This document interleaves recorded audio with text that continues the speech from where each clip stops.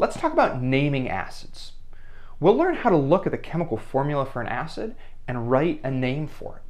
This video is going to be an introduction to the topic, and then the next video is going to be a lot of example problems so you can really get some practice doing this. So if we're going to be talking about naming acids, let's start out by asking, what's an acid in the first place? Well, there are many ways to define acids, but for what we're going to be doing here, I will say that an acid is a compound in which one or more H+ ions are bonded or connected to a negative ion. Now, this isn't a perfect definition, but it's going to work really well for what we're doing here. So here I've got a list of some common acids, and we can break each one of these acids down into an H+ part and a negative ion part. Some of these negative ions are individual elements like F- or F2- here. Other ones of these negative ions are groups of elements that together have a charge. These are polyatomic ions like this one and this one. Now, just like in any ionic formula, the positive charge and the negative charge has to balance out. That means that the charge from the H+ equals the charge from whatever the negative ion is. So in this case, we have one H+ with a charge of 1+ balancing out one F-, which has a charge of 1-. They balance. In this case, the negative ion has a 2- charge, so we have to have two H+ to balance out the 2- charge from this. Now, why am I talking so much about ions if what we want to do is name acids? Well, it's for this really simple reason, and that is that when we're naming an acid, the name of an acid is based on the name of the negative ion that's part of that acid. So, when I look at the formula for an acid and I want to name it, I've got to separate it, just like I did here, into the H+ part and the negative ion part. I've got to figure out what this negative ion is. Then, I figure out what the name of the negative ion is. And then based on the name of that negative ion that I've figured out, I can then write the name for the acid. So let's talk about doing this with a few examples. There are really two types of acids. Ones that have oxygen, like these, and ones that don't have oxygen.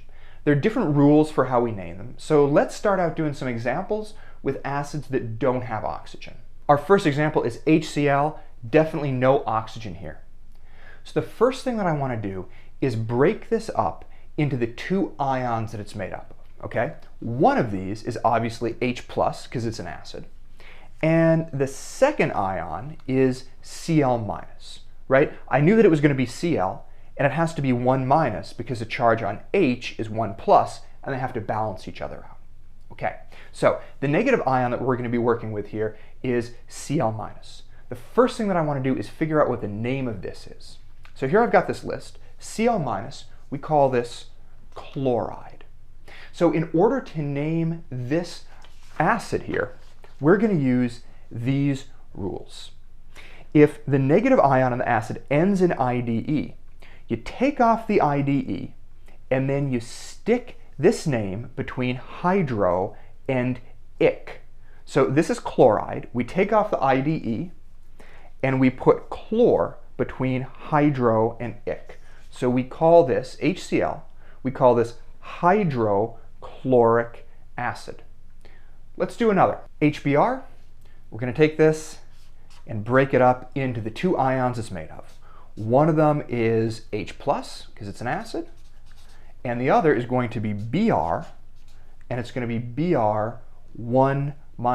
This is 1- because it's got to cancel out the 1+ charge that we get from the 1H+. Okay, so the negative ion that we're going to be working with here is Br-.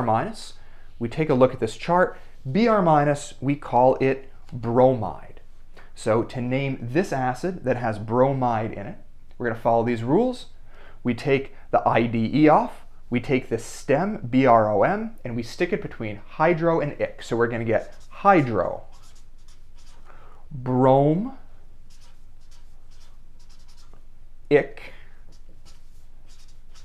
acid, hydrobromic acid. So that's how we name these acids without oxygen, where the negative ion ends in IDE. Now let's take a look at how we name acids that have oxygen in them. In acids with oxygen, The negative ions are polyatomic ions like these that have oxygen combined with other elements. And that group of elements together has a charge.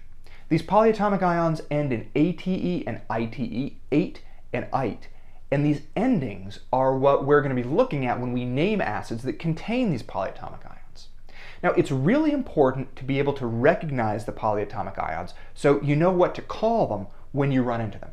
I'm going to be using this chart in the video, but I recommend that you memorize a whole bunch of the polyatomic ions. Hopefully your teacher can suggest a list for you to learn so that you'll be able to do problems like these. As we move ahead, here's just a little review of what we did previously. So here's our first acid with oxygen that we're going to name, HNO3. We're going to break this up into the ions that make it up. One of those ions is going to be an H plus here, and the other one of the elements is going to be NO3, NO3 1 minus. It's everything else, and the negative charge here, the 1 minus, balances out the 1 plus on the hydrogen. Now, this NO3 is the negative ion that we're working with, so what's its name? It's a polyatomic ion, so I'm going to look at my list of polyatomic ions. This polyatomic ion is called nitrate. So that means that I'm going to be using this rule for naming the acid. If the negative ion ends in ATE, we take off the ATE and we add an IC. So I'm going to go from nitrate here to nitric acid. 8 to ic. Let's do another example. Here we have H2CO3. We're going to break this into the ions and make it up. Now there are 2 hydrogens here, so we're going to do 2 H plus. That's one part of it. And then the other part of it is everything else. So it's going to be CO3. And the charge on this is going to be 2 minus. It's got to be 2 minus to balance out the 2 plus charge that we get from the 2 hydrogens. Okay? This is our negative ion, so we want to name it. It's a polyatomic ion. And CO3 2 minus is carbonate. I got that right here, so I don't have to write it in. Carbonate. So now using these rules, the name of the ion ends in ATE. So I'm going to take off that ATE. I'm going to replace it with IC. So I'm going to call this carbon, and then IC, carbonic acid. So that's how we name acids that contain ions that end in ATE. We take off the ATE from the negative ion name, and then we put ic and we add acid. Carbonate goes to carbonic acid. Nitrate goes to nitric acid. Now the other type of polyatomic ion ends in ITE. Let's look at how we name acids containing these. Here we have HNO2. We're going to break this apart into H plus, and then the polyatomic ion, which is everything else, NO2 with a 1 minus charge. NO2 1 minus, what's the name of it? It is nitrite. And the rules that we use to name these are that if it ends in ITE, you remove the ITE and then you put OUS acid. So we go from nitrite to nitrous acid. So nitrous acid is what we call the acid that contains nitrite as its negative ion. Here's one more example of how we do this naming with ITE. We have this acid here. We break it apart into H plus, and then everything else, which is going to be CrO2 with a 1 minus charge to balance out the 1 plus charge. The name of this negative ion here, CrO2 1 minus, is chromite, which means that the name of the acid that contains it is going to be chrome. I take off the ITE, I replace it with OUS, and then I add acid. So it has chromite in it. We call it chromous acid. So these are the rules for naming acids based on the name of the negative ion that's in that acid. How are you going to remember them? Here is a great mnemonic that I really like, okay? My ride has hydraulics. This isn't actually how we spell hydraulics, but you know, whatever. So IDE, hydroic, so that's how you name this type of acid.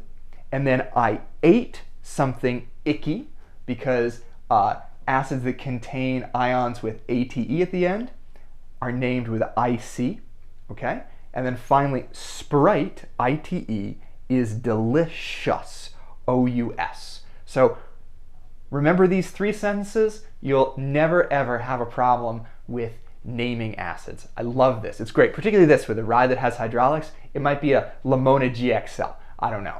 I want to talk about some important exceptions with naming acids. We learn these rules, but there are a few acids that don't quite follow them. And they actually turn out to be very common acids. All right? So they are these four acids here that contain the negative ions phosphate, phosphite, sulfate, and sulfite. Okay, so if we took this acid and tried to name it using the rules that we've learned, we turn the ATE from phosphate into ic, and so we'd call it phosphic acid. That's actually not quite what it is. The name of this acid is actually phosphoric acid. You have to add this OR before the IC. I have no idea why it's like that, but I just want to let you know, because if you were being very logical about it and follow the rules that we've learned, you'd actually be wrong. So I just want to make sure that you know how to name this acid. And similarly, this here, which is phosphite, you might think that it should be phosphorus acid, but we do the same thing. We add this OR, so it's phosphorus acid. Okay. Now for sulfate down here, it's not sulfic acid, but we also add a little something here. It's sulfuric acid. We add the UR. And for this, which is sulfite, we call this sulfurous acid. So for phosphate, phosphite, we add OR. For sulfate, sulfite, we add the UR. These are the only acids that have names that are a little bit different from the ones that the rules would suggest. Just learn these, they still end in the right ending. It's just this little bit that we got to add in between the ending and the end of the element name. Now sometimes people get a little bit tripped up when they're naming acids that contain polyatomic ions that start with hypo or per, because these are a little bit different and they don't start right away with the element name. But naming acids that contain these ions is just the same as any other. All we want to do is look at the ending on these ions. So for example, this acid here that has permanganate, it ends in ATE, so that's the only thing you have to worry about. We change the ATE to an IC, and we call this permanganic acid.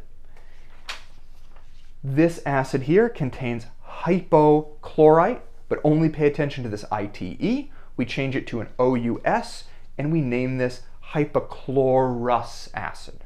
So if you run into a hypo or a per polyatomic ion, don't worry about it. Just focus on the letters at the very end. So that's how we name acids. We take a look at the negative ion that they have in them, we look at the end of that negative ion, and then we use these rules to figure out what we should call the acid. Definitely learn this mnemonic so that you won't have to worry about naming. It'll just totally make sense because you will have memorized this stuff. And then finally, check out my next video, which is a lot of example problems, so you can get a lot of practice with this.